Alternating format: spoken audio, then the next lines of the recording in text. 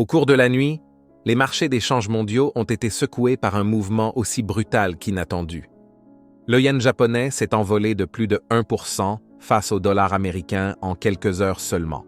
Un mouvement rare, intervenu dans un contexte de liquidité réduite et immédiatement interprété comme le signe d'une intervention discrète mais coordonnée entre Tokyo et Washington.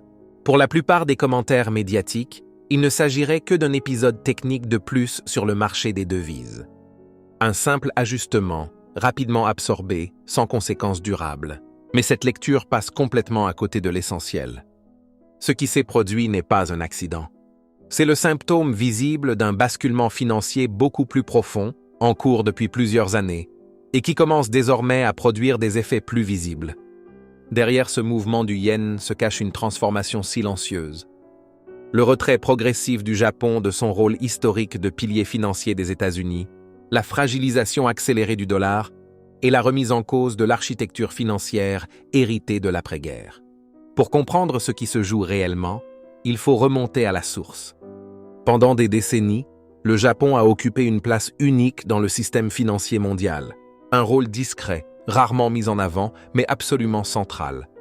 Après 1945, dans le cadre de l'ordre économique de Bretton Woods, le Japon devient l'un des principaux créanciers structurels des États-Unis.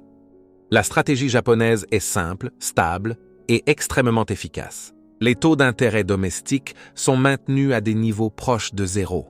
Les institutions japonaises, banques, assureurs, fonds de pension, empruntent à très bas coût à l'intérieur du pays, puis investissent massivement à l'étranger.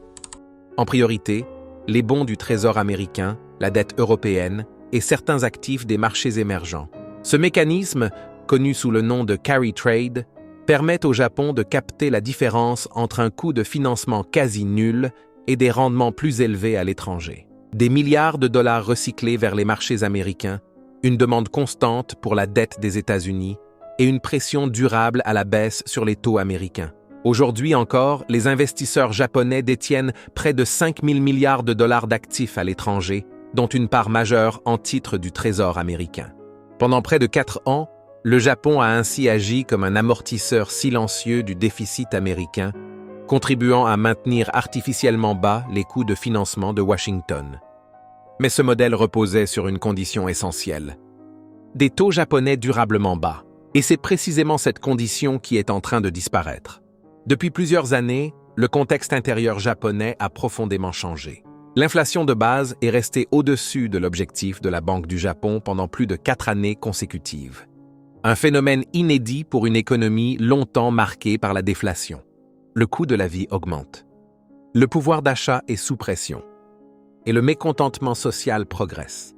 Face à cette situation, le gouvernement japonais, désormais dirigé par une coalition plus interventionniste, a fait un choix clair: prioriser le soutien budgétaire, même au prix d'un endettement accru. Or, le Japon affiche déjà la dette publique la plus élevée du monde développé, autour de 30% du PIB. Plus de dépenses signifie plus d'émissions obligataires. Plus d'émissions signifie des rendements plus élevés sur le marché des obligations japonaises. Et c'est exactement ce qui s'est produit. Le marché des JGB, les titres du gouvernement japonais, qui dépassent 7 000 milliards de dollars, a vu ses rendements augmenter rapidement, à un rythme inhabituel. À partir de ce moment, toute la logique financière bascule. Lorsque les rendements domestiques remontent, les investisseurs japonais n'ont plus besoin d'aller chercher du rendement à l'étranger. Les obligations japonaises redeviennent attractives, parce qu'elles offrent désormais un meilleur rendement, et parce qu'elles sont perçues comme plus sûres, sans risque de change. Plusieurs grandes banques japonaises ont déjà annoncé leur intention de reconstituer agressivement leur portefeuille de dette nationale en réduisant leur exposition aux actifs étrangers, y compris américains. Concrètement, cela signifie une chose: le capital rentre à la maison. Ce mouvement marque la fin d'une époque. L'époque où le Japon finançait mécaniquement les déficits américains est en train de se refermer. Mais ce n'est que le premier mécanisme. La remontée des rendements japonais n'a pas qu'un effet obligataire. Elle provoque aussi une instabilité monétaire. Un yen affaibli renchérit les importations, alimente l'inflation et accentue les tensions politiques internes. Pour éviter une dépréciation incontrôlée de sa monnaie, le Japon doit intervenir sur le marché des changes. Et l'outil le plus rapide est connu. Vendre des réserves de change pour racheter du yen. Ces réserves sont composées en grande partie de bons du Trésor américain. Ainsi, un problème domestique japonais devient instantanément un problème américain. À cela s'ajoute un facteur explosif, le démantèlement du carry trade. On estime qu'environ 450 milliards de dollars sont engagés dans des stratégies de carry trade basées sur le yen. Quand les taux montent, ces positions deviennent dangereuses. Les investisseurs sont forcés de vendre leurs actifs étrangers, racheter du yen et clôturer leurs positions. Chaque dollar désengagé du carry trade équivaut à une vente d'actifs américains et un achat de yens. Même un processus lent suffit à modifier profondément la liquidité mondiale. C'est ici que le troisième mécanisme apparaît, la réaction américaine. Récemment, la Réserve fédérale a procédé à ce que l'on appelle un yen rate check, une consultation exceptionnelle auprès des grandes banques sur l'état du marché du yen.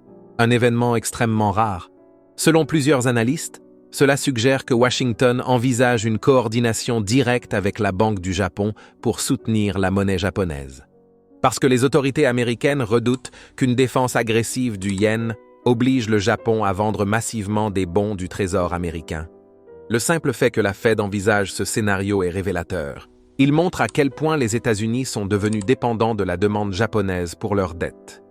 Cependant, ce n'est pas un signe de force, c'est un aveu de fragilité. Ce basculement s'inscrit dans un mouvement plus large de perte de confiance.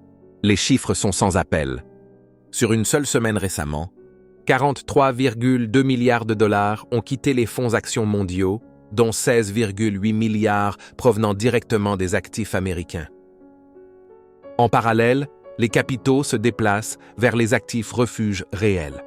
L'or a dépassé les 5 000 $ l'once le 26 janvier, atteignant un pic intrajournalier autour de 5 111 $.